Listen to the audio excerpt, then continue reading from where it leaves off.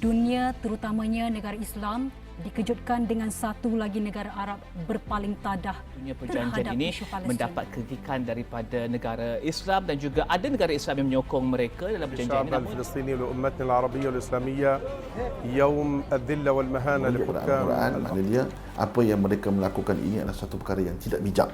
Kita sebut dalam bahasa kasarnya ataupun bahasa yang jelas kepada masyarakat di luar sana ialah satu pengkhianatan norma baru, satu pengkhianatan.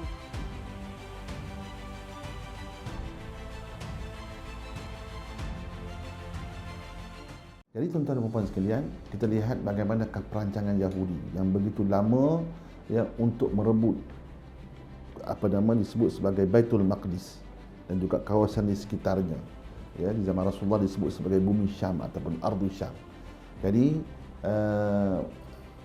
bila kita tahu bahawa di sinilah pusat kepada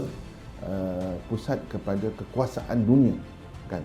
Sebab itu Salahuddin Al-Ayyubi pernah mengatakan bahawa siapa yang mendapat Baitul Maqdis, maka dia akan menguasai dunia.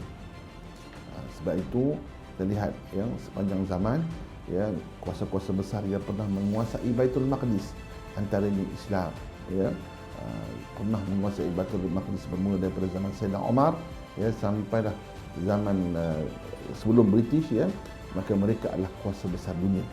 Begitu juga hari ini bila kita lihat bagaimanakah British dengan kuncu-kuncunya Yahudi mereka cuba berusaha untuk mendapatkan Baitul Maqdis, rancangan demi rancangan sehinggalah mereka berjaya menguasai Baitul Maqdis.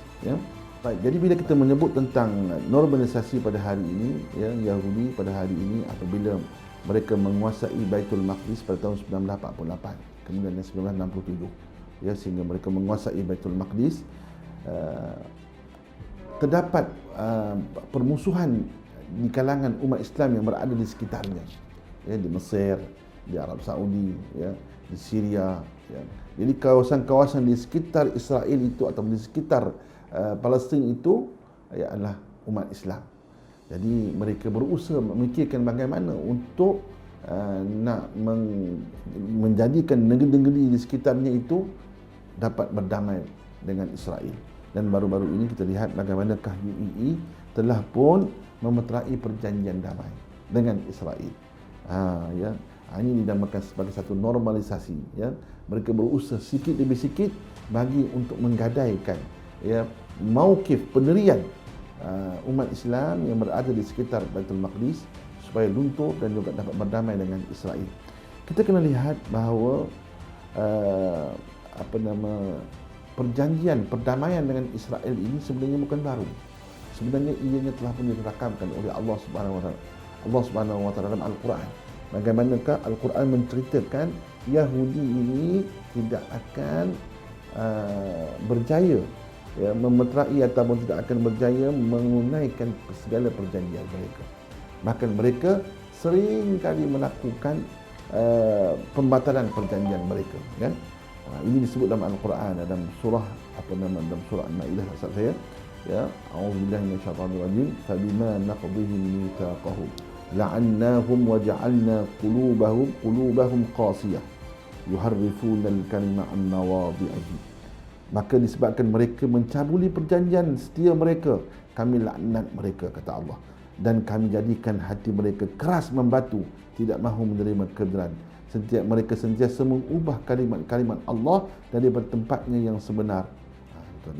Dan ingat, ini surah Al-Maidah ayat yang kelima, ayat yang ke-13, yang menceritakan bahawa orang-orang Yahudi ini tidak akan memeterai bila mereka melakukan perjanjian, mereka sentiasa memungkiri perjanjian tersebut. Ini tabiat Yahudi. Sebab itu apa yang berlaku pada hari ini apabila Bahrain dan juga UAE telah melakukan perjanjian damai dengan Israel. Bila kita merujuk pada Al-Quran, maknanya dia apa yang mereka melakukan ini adalah satu perkara yang tidak bijak, yang kurang bijak. Kerana apa? Kerana kita tahu dah bahawa Israel ini adalah bangsa yang tidak mungkin akan memeterai perjanjian. Bahkan mereka sentiasa melakukan memungkiri perjanjian-perjanjian.